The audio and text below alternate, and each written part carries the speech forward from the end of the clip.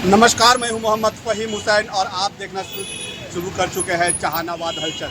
जहानाबाद विधानसभा में कुल 11 प्रत्याशी चुनावी मैदान में हैं और सभी प्रत्याशी अपने अपने दावे को मजबूती से पेश कर रहे हैं। इस वक्त हमारे साथ मौजूद है चुन्नू शर्मा जी, जो लगातार क्षेत्र में जाकर चुनाव के पहले भी जनसंपर्क कर रहे थे, लोगों से मिल रहे थे और इस वक्त चुनावी मैदान में भी है। हम इनसे जानने की कोशिश करेंगे कि किन मुद्दे के साथ ये चुनाव लड़ रहे हैं। सबसे पहले हमारे चैनल में आपका स्वागत है।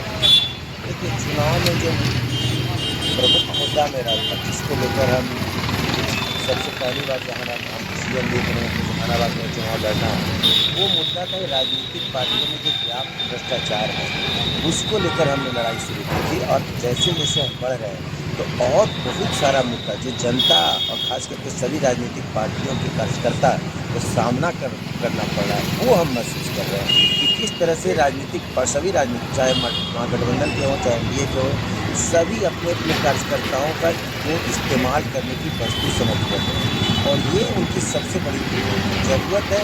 हमने आवाज़ दिया है, हम लगातार अपील कर रहे हैं एनडीए और महागठबंधन के सभी कार्यकर्ता साथियों से कि इस बार आप अपने अंदर के जुनून को जगाइए और इन सभी पार्टियों को बता दीजिए कि कार्यकर्ताओं का क्या ताकत है, समर्थकों में क्या ताकत है। मेरा मानना है कि कार्यकर्ता चूँकि आपके लिए बहुत सक्रिय है, बहुत मेहनत कर रहे हैं, इसलिए आपकी पार्टी का बहुत ज़्यादा ताकतवर दिख रही है। ऐसा नहीं है कि आपका पार्टी का नाम आपने दे दिया और उसी को लेकर है। चूँकि 5 साल कार्यकर्ता दरी बिछाते हैं, आंदोलन करते हैं, प्रत्येक चीज़ का विरोध करते हैं, प्रत्येक चीज़ का समर्थन करते हैं, आपकी बात का समर्थन करते हैं, तो उस कारण ही ये इस तरह का स्थिति है। और दूसरी बात, दोनों गठबंधन के जो नेता हैं, जो उम्मीदवार बनाए गए हैं, ये हवाई है। इनका कोई, ये दोनों जनता का वोट लेके भागने के चक्कर में, जैसे ही जनता का वोट दबाएगी ये लोग 5 साल फिर नज़र नहीं आने वाले। ये मेरा दावा है और यही सत्य है और इसी को लेकर हम आगाह हैं। 2 बड़ी पार्टियां हैं सर, तो आप अपने आप को कहाँ पे देखते हैं? हम इन आप सच्चाई, अभी जब हम ये बात बोल रहे होंगे तो सभी सुनने वाले कहेंगे कि नहीं, ये इसका कुछ बड़बोलापन है, लेकिन मैं इन लोगों के में नहीं हूँ। मैं इन लोगों से काफ़ी आगे हूँ और इसका एकमात्र कारण है कि हम लोगों को बता रहे हैं कि सच क्या है और इनका मायावी चेहरे के बारे में भी बता रहे हैं और लोगों से अपील कर रहे हैं कि उनका साथ कभी न दें। और ये जनता का भरोसा हमको मिल गया है, तो हमको पता है कि आने वाले 8 दिनों में एक ऐसा माहौल तैयार होगा जिसमें दोनों गठबंधन के प्रत्याशियों को बाहर का रास्ता दिखा दिया जाएगा। और एक चीज़ और, आपने ये सोचिए नहीं किस तरह से डिसीजन लिए कि हम यहाँ जहानाबाद से, अब आप बात कीजिए एनडीए के प्रत्याशी या महागठबंधन के प्रत्याशी है, तो कभी सुने हैं दुर्गा पूजा, दिवाली, छठ पूजा या ईद के अवसर पर बधाई या शुभकामना भी देते, इन लोग को सुने हैं क्या? इन लोग को कभी सुने हैं, कभी बैनर लगाते देखे हैं? यानी जहानाबाद की जनता से इनका प्रेम नहीं है, ये ज़बरदस्ती घोषित करी ट्रीटमेंट माल है जो राउत कर्मा है। 2 बार 25-25 हज़ार वोट से हारे हैं, तो सोचिए कि घोसी साइड क्षेत्र है और वहाँ 25-25 हज़ार वोट से आप हारे हैं, तो आप यहाँ जहानाबाद चले आए। जहानाबाद इनका, इसका मतलब कि जनता का सेवा, जनता का प्यार और विश्वास इन्होंने खो दिया है और इन्होंने एक ऐसे विरासत पर विश्वास पड़ा। 35 साल से इनका पिता इनका विरासत था, यानी ये नालायक साबित हुए हैं। ये जहानाबाद को बिल्कुल बर्बाद कर देंगे। जहानाबाद में जो आपसी सद्भाव है, प्रेम है, भाईचारा है, उसके अनुरूप ये दोनों उम्मीदवार नहीं है। इनको साइड करने की ज़रूरत है और यही मैं आपके चैनल के माध्यम से सर, कई उम्मीदवार भूमियार समाज से हैं और आप भी भूमियार समाज से बिलोंग करते हैं, तो क्या लगता है कि भूमियार किनके पक्ष में मतदान करेंगे? देखिए, अभी की बात करिएगा तब भूमिहार में 60-40 हम मान सकते हैं। हम अपने आप को मान रहे हैं, क्योंकि हमको जो समर्थन दिख रहा है हम कम झूठ नहीं है।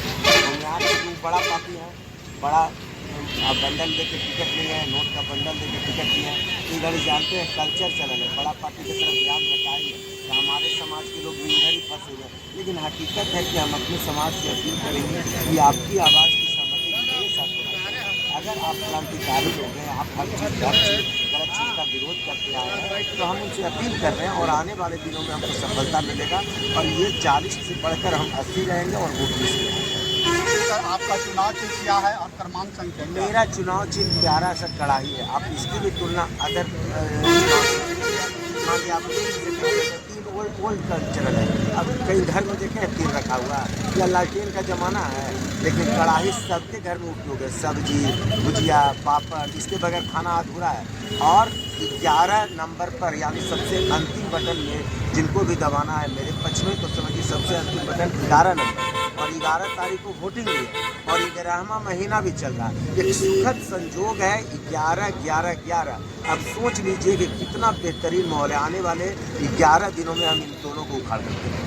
आम आवाम से क्या गुजारिश है सर हमारे आम आवाम से हाथ जोड़कर आग्रह है, सबसे विनती है, इन दोनों को खदेड़िए। ये दोनों आपका वोट लेके भाग जाएंगे। ये ठग लोग हैं, ये दोनों पहले भी चुनाव हारे हैं। और देखिए ना, चंद्रवंशी जी सांसद थे, तो सांसद थे तो इनके 5 साल में आप लोग को जनता, आम जनता आज तो कभी आज मान सम्मान मिला है? आप कई गांव में दौरा कीजिए, सब आप दोषी नहीं जाए ना, इनको किस तरह से देखिए अपमानित करने का काम करेंगे। राहुल शर्मा का हम बताएंगे, देखिए जनता बिल्कुल नए के मूड में है और हम जिनसे बात करेंगे तो वो लोग अब प्रभावित हो रहे हैं। और आने वाले 11 दिनों में हम आपको बता रहे हैं या 4-5 दिनों में ही आपको बदलाव देंगे। धन्यवाद।